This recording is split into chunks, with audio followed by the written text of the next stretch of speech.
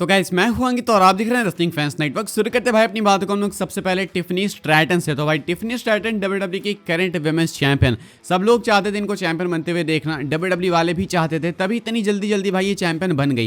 ये डब्ल्यूडब्ल्यू के women's division को बिल्कुल स्ले कर रही है, किल कर रही है मर्चेंडाइज सेल से। बिली भाटी ने भाई रिसेंटली अपने शो के अंदर बोला कि डब्ल्यूडब्ल्यू वाले इंटरनली बहुत ज़्यादा खुश हैं देख के कि जो टिफनी स्ट्रैटन कर रही है मर्चेंडाइज के मामले में। इन्होंने इतना एक्सपेक्ट नहीं किया था, लेकिन इन्होंने एक्सपेक्ट किया था कि हाँ प्रॉफिटेबल होंगी, बहुत ज़्यादा मर्च बेचेंगी, लेकिन सबको डोमिनेट कर रही हैं। अभी वो टॉप पे चल रही हैं डब्ल्यूडब्ल्यू के मर्चेंडाइज स्टोर पे। बात करें विमेंस डिवीजन की तो अब मुझे लगता है भाई कि टिफनी का फ्यूचर बहुत ही ज़्यादा ब्राइट है। अभी बस उनको मान के चलो डब्ल्यूडब्ल्यू स्टार्ट ही दे रही है, मतलब अभी वो चालू हो रही है। अभी बीच में भाई कई बार वो टाइटल हारेंगी, कई बार जीतेंगी। अभी करियर बिल्कुल चालू हो रहा है मेन रोस्टर पे, बहुत आगे कुछ अचीव करना है टिफनी को। डेफिनेटली एक हॉलीवुड मूव भी प्लान होगा, वो भी होने ही वाला है। तो टिफनी स्ट्रैटन भाई डब्ल्यूडब्ल्यू के हाथ में एक बहुत अच्छी एसेट है। यही मैं रॉयल रंबल से पहले भी बोल रहा था भाई कि विमेंस डिवीजन में डब्ल्यूडब्ल्यू के पास बहुत सारी एसेट्स है। Roxanne Perez, Julia, Stephanie Vaquer, Tiffany Stratton, ऐसी इतनी सारी नेम से भाई मैं कितना लूँ यहाँ पे। लेकिन अगर बात करें इधर मेंस डिवीजन की तो यहाँ पे कमी दिखती है, मुझे पर्सनली दिखती है। आपको दिखता नहीं है कॉमेंट करके बताना।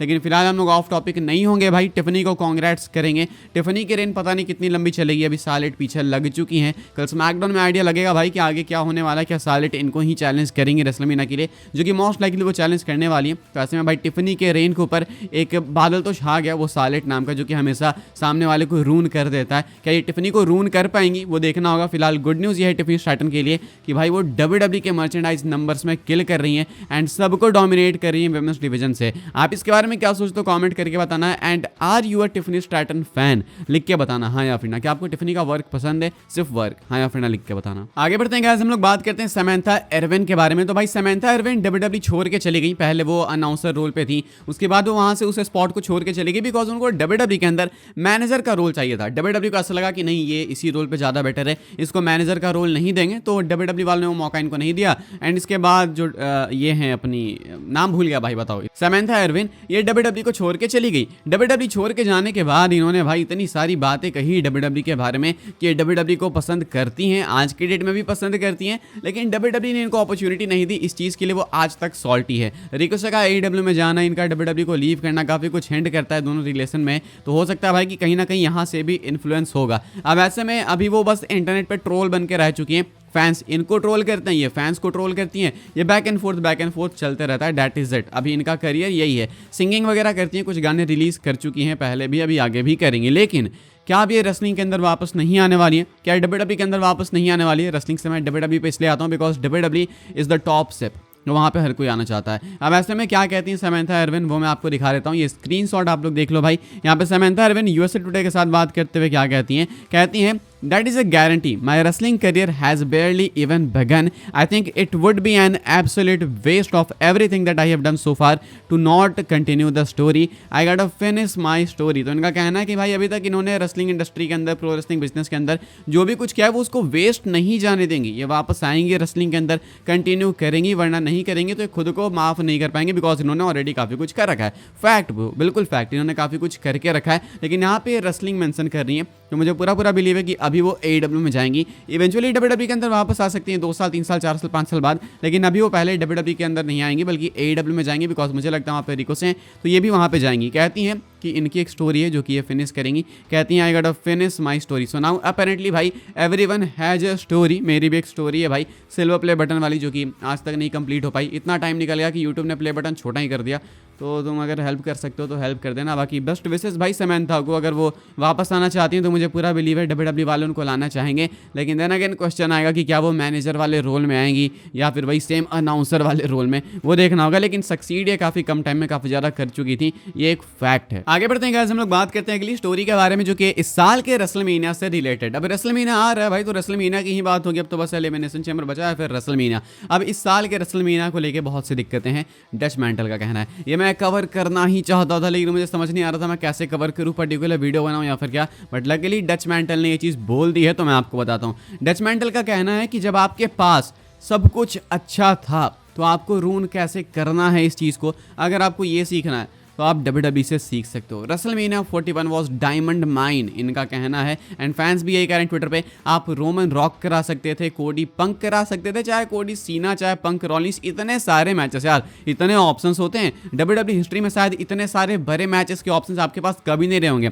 आपके पास इस साल इतने सारे ऑप्शंस थे, आपने इसको रूइन कर दिया है। अब आप नॉनसेंस मैचेस बना रहे हो, बस कहीं से भी किसी भी तार को कहीं से कुछ भी जोड़ के आप मैचेस कराना चाह रहे हो। इनका कहना है कि भाई WWE ने साल के रेसलमेनिया को रूइन कर दिया है कंप्लीटली। अब यहां से बाउंस बैक करके इसको फिर ग्रेटेस्ट मेनिया कैसे बोलेंगे, ये उस चीज के लिए ज्यादा क्यूरियस है। ये तो देखो कंफर्म है कि WWE वाले इसको ग्रेटेस्ट मेनिया तो बोलेंगे ही, हो सकता है डिलीवर भी कर दें, मे भी हो सकता है, लेकिन अभी जिस तरीके से बिल्ड जा रही है देख के लगता नहीं है भाई कि रेसलमेनिया इतना बहुत ज्यादा इंटरेस्टिंग होने वाला है। रोमन पंक रॉलिंस ठीक है यार, ठीक है, हो गया, देख लेंगे। उधर बात करें अगर जॉन सीना की, तो बस एक वही मैच है जॉन सीना कोडी का जो कि इंटरेस्टिंग दिख रहा है, बट गेस व्हाट, अगर भाई हो सकता है कि जे उसको चैलेंज कर दे कोडी को, तो जॉन सीना वो भी नहीं कर पाएंगे। तो ऐसे में भाई ये भी कर सकती है WWE चीज़ों को और भी ज़्यादा खराब करने के लिए। जब चीज़ इतनी खराब हो ही चुकी है तो चलो इसको और खराब करते हैं, वो ज़्यादा बेटर हो जाएगा भाई। मुझे लगता है कि डच मेंटल बिल्कुल सही कह रहे हैं, एंड सिर्फ डच मेंटल नहीं कह रहे बल्कि इंटरनेट पर सारे फैंस कह रहे हैं कि आपको लगता है कि WrestleMania 41 was also too good to be true, because WrestleMania 40 तो ऐसा ही था ना, वहाँ पे पंक रॉलिंस का मैच हुआ, ना वहाँ पे रोमन रॉक का मैच हुआ,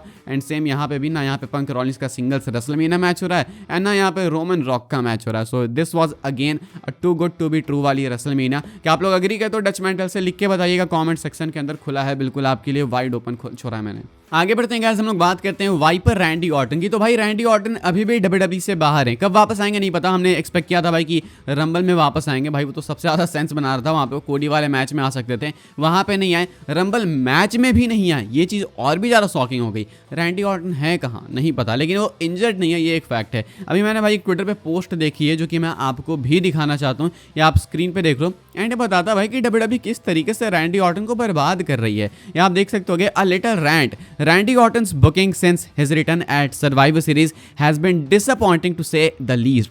कहते हैं यहाँ पे भाई इस ट्वीट के अंदर है भाई साहब की lost almost every PLE match. Randy Orton return के बाद ऑलमोस्ट हर एक PLE मैच हारे हैं। इसके बाद कहता है ये बंदा has not been involved in a meaningful feud, 100% fact भाई। इसके बाद कहता है it feels like that don't have much for him which is sad because Randy is one of the greatest to ever do it.